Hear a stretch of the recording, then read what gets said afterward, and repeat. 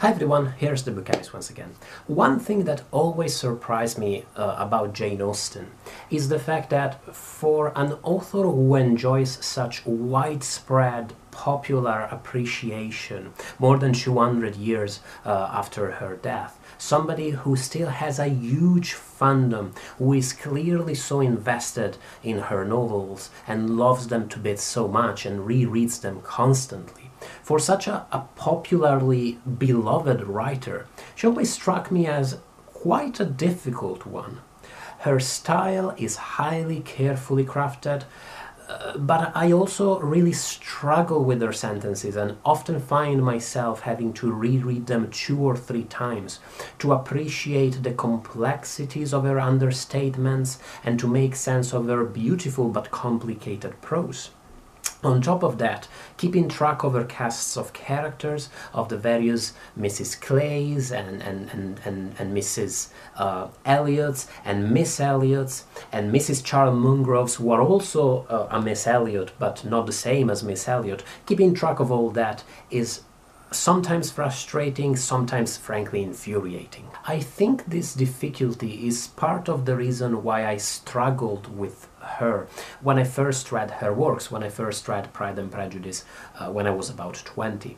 I didn't dislike the novel, but my confusion dulled my appreciation and made it a frankly puzzling experience. Similarly, I think one of the reasons why I appreciated Emma so much when I read it last year is that I already knew the broad details of the plot from the movie Clueless. Reading a Jane Austen novel when you already know the plot is a much easier experience, because of course a great part of the difficulty with these books is figuring out precisely how to unpack the very subtle way with which she paints these broad social webs between all the different characters, the ways in which she creates and describes the relationships between them, the fact that if you don't pay close enough attention, you're gonna miss one exchange that is gonna reveal something very important about a given character. Is he a good person who simply has a bit of a temperament, or is he actually a scheming character who just happens to be charming? It's much easier to navigate these difficult environments when you already have a sense of where the plot is going and of its direction. It's a bit like making your way through difficult territory if you can at least rely on a map to guide your steps. It goes without saying, of course, that the economy of detail with which Austen portrays her characters, the uncertainty in which her plots are sometimes cast, this suspension in which we are kept where it's not quite clear what we are to make about a given character's understanding of another, is very much part of Austen's genius. The reason why it's so difficult to make sense of this social landscape, of the relationships between these characters, is that we very much approach most of these places, most of these families, of these groups of friends, through a very narrow perspective, through the perspective of one of these characters. For the vast majority of the time, there is no omniscient narrator here telling us exactly what is going on and giving us some easy and useful insight into people's feelings. However, it was precisely this type of uncertainty that shrouded most of the novel. It was in this uncertainty that I found so much of my enjoyment of Persuasion. Definitely after I got through the first handful of chapters, after I got to grips with the style of the book, after I could make sense of who the characters were exactly, and after I let the novel teach me quite how it should be read. It seemed to me that in Persuasion, even more than in other Austen novels I've read, there was a point, say halfway through the book, where the novel was held in a perfect state of suspension, and the events could have gone in either of a variety of directions. It was impossible for me to say who exactly was pining after Anne Elliot. Was it her charismatic cousin Mr. Elliot? Was it moody Captain Benwick, cryptic Captain Wentworth? all three of them, none of them at all. Some scenes seemed very much to invite a certain type of reading that was foiled in other scenes altogether, and even the characters themselves were constantly discussing these possibilities. For instance, with Mary and Charles alternately convinced or not that Captain Benwick might be in love with Anne. This perfect balance in the plot reminded me very much of the plots of certain manga I used to read as a teenager, especially manga aimed at teenagers. Stories of heroes and heroines that stretched throughout dozens upon dozens of volumes and that were made up of huge casts of characters, where it was always possible for different readers to choose any two characters in this vast cast and to see them as attracted to one another and destined really to end the story by falling in love with one another. Readers of different temperament could read these characters in a different way, and I always thought that there was a type of genius in being able to portray these stories with enough ambiguity from enough perspectives to allow all of these different types of readings to coexist. Now, all of this romantic ambiguity might sound very superficial, perhaps like a cute narrative trick, but nothing truly serious really. But in fact it's quite the opposite, because this type of suspension and ambiguity in the plots of novels like this, like Persuasion,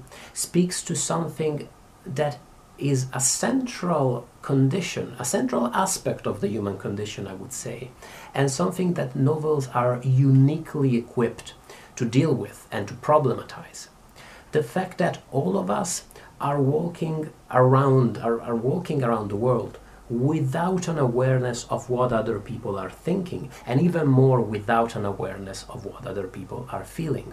We do not have access to what other people believe and think, and we can only make wild guesses based on our own biases, on our intuition, and on our own prejudices. And most of the time, these guesses turn out to be exaggerated, misguided, or entirely wrong. Persuasion contextualizes the joys and misery of this aspect of the human condition in a story that is often melancholy, if not outright gloomy. This is very much a novel of ideas. Gillian Beer, in her introduction to my edition of the novel, argues that this is very much a study of the various aspects, the various consequences of persuasion in human interactions. Persuasion as a force that is very much needed in relationships between friends, between relatives, and beyond, but also a force that has a great power for to do good, but also to do damage. It's a novel of ideals, but that doesn't mean that it simplifies or irons out any kink within human experience or human personalities at all. If anything, it complicates matters by showing how different people will react differently to different types of persuasion. In fact, possibly the thing that I like the most about Austen is that for all that some of her characters might appear a little bit too heroic or might be scheming in a way that is slightly theatrical, and her comic characters in particular, like Anne's father in Persuasion, look very much like caricatures, albeit hilarious ones. For all of this, in fact, the vast majority of her characters shines with the true complexity of personality, with the true complexity of human experience. And she never shies away from exploring how the diversity, how the variety of human experience enriches our lives, and is something that should be appreciated rather than seen with contempt or as a deviation from some kind of morality.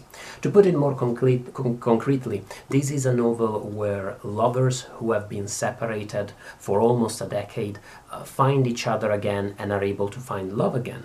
It is also a novel where somebody is able to move past the end of an all-consuming love and find new love and new passion only a few months later. But neither of these experiences is seen as the product of stubbornness or superficiality. Neither of these experiences is condemned as foolish or reckless. More simply, these are just varieties of the human experience, more or less suited to people of different temperaments. Because of the intricacies of its web of characters and the carefulness of its prose, Persuasion will yield different interpretations to different readers, to readers who bring something different and individual to the experience. One reading that I found truly fascinating and that I found again in Gillian Beer's introduction was an interpretation of Persuasion as almost a ghost story, a story where characters operate an unlikely and almost impossible return from a remote past. And I think maybe this aspect of the ghost story that is definitely present in Persuasion is what contributes part of its gloomy atmosphere to the book. It was a very different novel from Emma.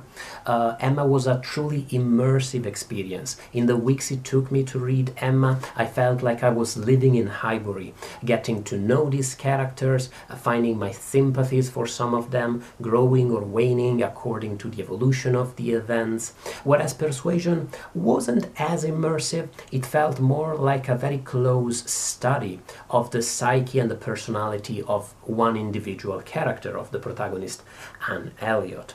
That said, I am really happy that I stuck with the novel, even though I found it difficult at first, that I got to grips with its prose, I learned to appreciate its style, and I was patient enough to come to know all of its characters and the dynamics, the intricacies of its plot, because it was an incredibly rewarding read, and I really appreciated it.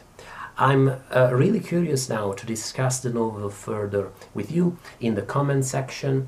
What do you think about Persuasion, especially the big Jane Austen fans out there? How does it compare, according to you, to her other works? I've read from other YouTubers and from other readers that some of them consider Persuasion to actually be her best novel. I really look forward to discussing it in the comments, as always.